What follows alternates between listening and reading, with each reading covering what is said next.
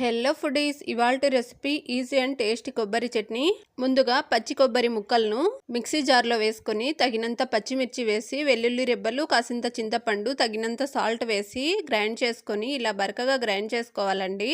మరి పేస్టులు అవ్వకూడదు, ఇలా ఉంటే చాలా టేస్టీగా ఉంటుంది. ఇప్పుడు స్టవ్ మీద కడాయి పెట్టుకొని కాసింత ఆయిల్ వేసి అలాగే పోపు దినుసులు, కరివేపాకు, దంచిన వెల్లుల్లి, ఎండుమిర్చి కూడా వేసి కాసేపు ఫ్రై చేసుకోవాలి. పోపు మొత్తం ఫ్రై అయ్యాక కాసింత ఇంగువ కూడా వేసి ఇంకొకసారి ఫ్రై చేసి ఇప్పుడు అందులోకే గ్రైండ్ చేసి పెట్టుకున్న కొబ్బరి చట్నీని కూడా వేసి ఒకసారి కలిపి ఇంకొక 2-3 మినిట్స్ వేయించుకుంటే సరిపోతుందండి. ఇంట్లో ఏ కర్రీ లేనప్పుడు ఈజీగా ఇలా ప్రిపేర్ చేసేయచ్చు. ఈ చట్నీ రైస్లో కూడా చాలా టేస్టీగా ఉంటుందండి. ఎలా ఉంది, మీకు కూడా నచ్చిందా? నచ్చితే మాత్రమే లైక్ చేయండి.